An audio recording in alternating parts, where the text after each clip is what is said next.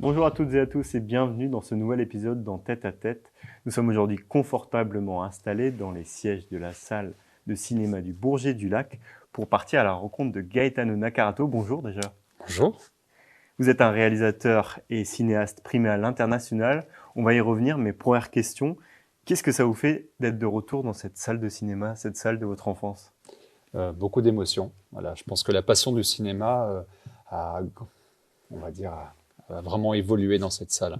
J'ai eu la chance de voir des films projetés ici qui ont développé vraiment cette passion et qui m'ont donné envie d'en faire mon métier, surtout.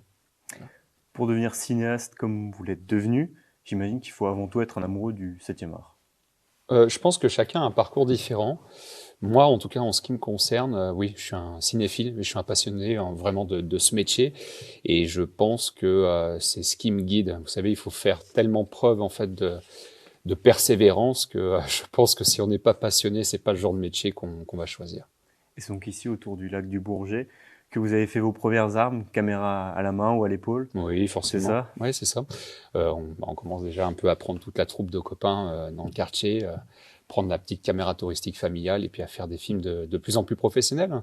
On rêve, on essaye d'imiter un peu les légendes du cinéma, et puis à un moment on se dit, ah tiens, pourquoi pas essayer de faire quelque chose qui va peut-être nous permettre d'inspirer peut-être la future génération aussi. Voilà. Vous faites vos gammes et ensuite vous privilégiez les expériences, les rencontres plutôt qu'une formation cinématographique. Pourquoi?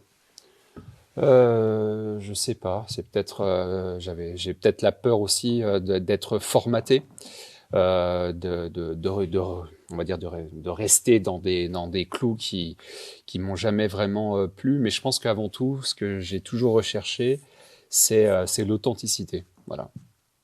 Aujourd'hui, vous avez 35 ans, si je ne dis Ouais. pas de bêtises. Vous avez réalisé des publicités, des documentaires, des courts-métrages. Vous êtes en quelque sorte un touche-à-tout du cinéma. Tant que ça me passionne, moi, on va dire, j'aime pas rester dans ma zone de confort. Et c'est pour ça que j'ai eu la chance de pouvoir expérimenter plein de sujets différents, et que j'ai toujours travaillé avec passion. Voilà, peu importe le domaine d'activité. Et il y a cette réalisation Farmer a Way of Life, un Hmm. court-métrage qui va vous projeter au sommet, si j'ai envie de dire. Projeté au sommet. Je sais pas si je peux dire ça, mais Le sommet, c'est surtout que le public a beaucoup aimé. Et les retours que j'ai pu avoir vraiment m'ont fait vraiment plaisir. Après, le côté compétition, même si ça reste secondaire, oui, c'est très important parce qu'il y a eu les Oscars justement, et, euh, et ça, c'est la plus grande académie au monde. Donc forcément, à partir de là, on a aussi une responsabilité maintenant de se dire bon, il y a eu une étape qui a été franchie. Maintenant, il faut pouvoir aussi passer encore au-dessus de ça. Les gens m'attendent au tournant, à la fois positivement et négativement, je suppose. Donc il va falloir maintenant essayer de se dépasser et d'aller chercher toujours la nouveauté. du coup, on en vient à ce documentaire Mhm. sélectionné aux Oscars, du coup en catégorie documentaire. Ouais. Comment on y vient déjà à cette sélection? Est-ce qu'on l'espère? Est-ce qu'on y croit? Et comment on y arrive? Je pense que tout d'abord, on n'y pense pas parce que c'est tellement inaccessible, c'est tellement en fait compliqué. Simplement déjà le processus pour pouvoir être sélectionné aux Oscars, déjà simplement il faut déjà gagner un grand festival international. Il faut gagner le Grand Prix, pas simplement un prix, faut gagner un Grand Prix. Donc déjà d'être sélectionné dans un festival qui est qualificatif pour les Oscars, c'est déjà la croix et la bannière. Mais le gagner, c'est encore vraiment une autre paire de manches. Et donc je pense que c'est aussi pareil, faire preuve de persévérance, essayer de pousser les portes, et ça a été un très très long parcours du combattant. Ouais.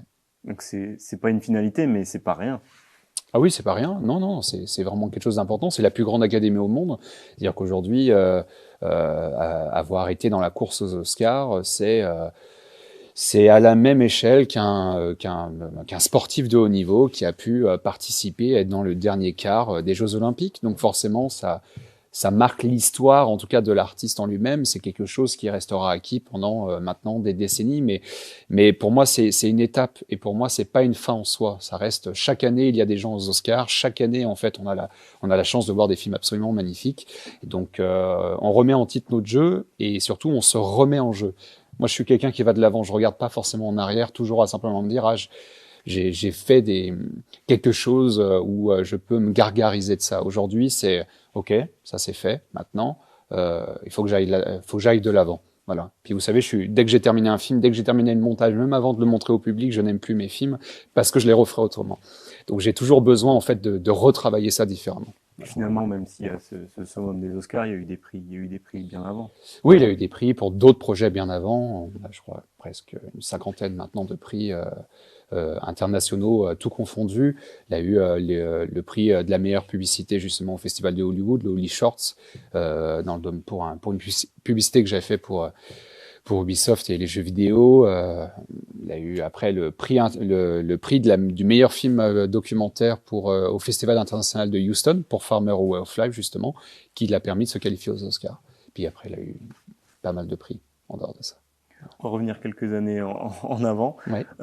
J'ai lu que vous avez eu 20 sur 20 au baccalauréat en option cinéma. Ouais. Et quand on connaît votre travail, on sait que vous êtes un grand perfectionniste. C'est important d'être perfectionniste dans le cinéma, ou du moins dans votre vision du cinéma.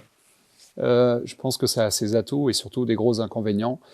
C'est que à partir de là, en tout cas moi, je sais qu'en tant que perfectionniste, ça m'aide à aller beaucoup plus loin, à toujours essayer de faire de mon mieux. Je suis le premier à arriver, je suis le dernier parti et j'essaye véritablement toujours de montrer l'exemple. Vous me verrez jamais assis sur un tournage, vous me verrez jamais en train de ne pas aider le moindre technicien. J'ai besoin d'être au cœur en fait de la fabrication, mais je pense que être perfectionniste aussi, on en devient son propre ennemi parce qu'on ne sait plus ses limites. Et quand on fait un film, c'est avant tout une économie.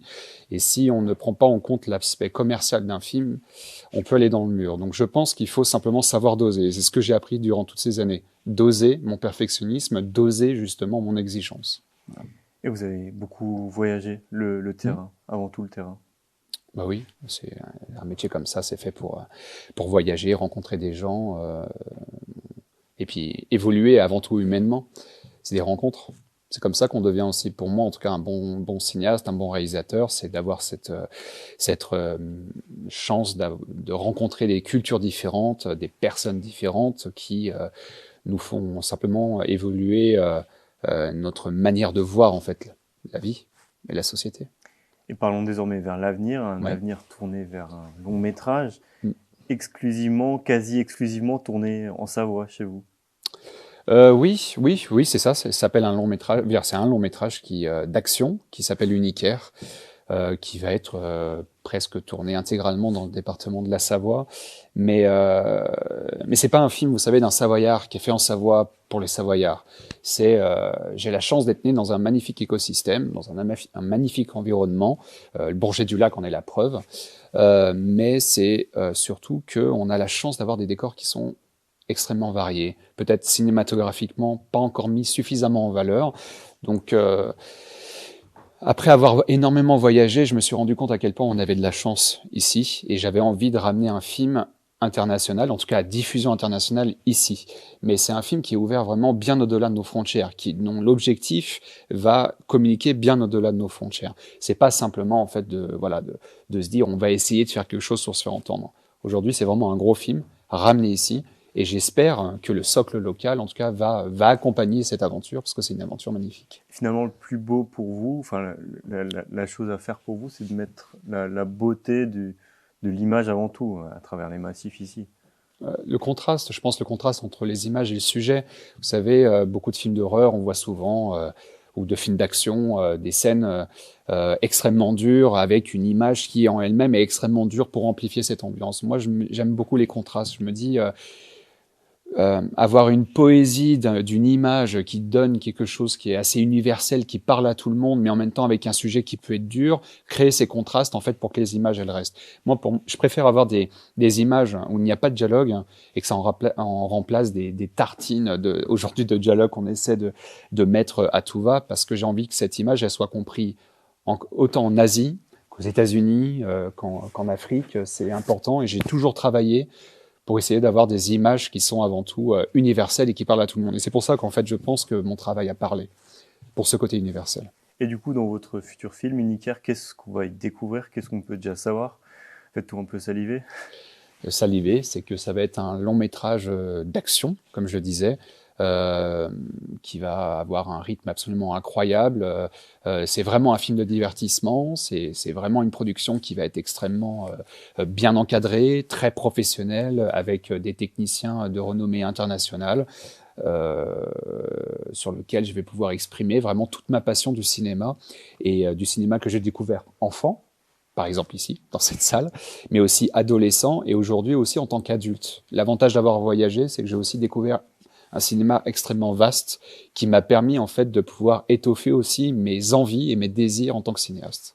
Et du coup, les prochains événements, Mhm. là, il y a, il me semble, un casting qui a lieu ici, même à Chambéry. Oui, c'est ça. Le tournage va commencer, vous faites des repérages, là, c'est quoi Les repérages ont déjà été faits bien en amont. Aujourd'hui, on va affiner tous ces repérages.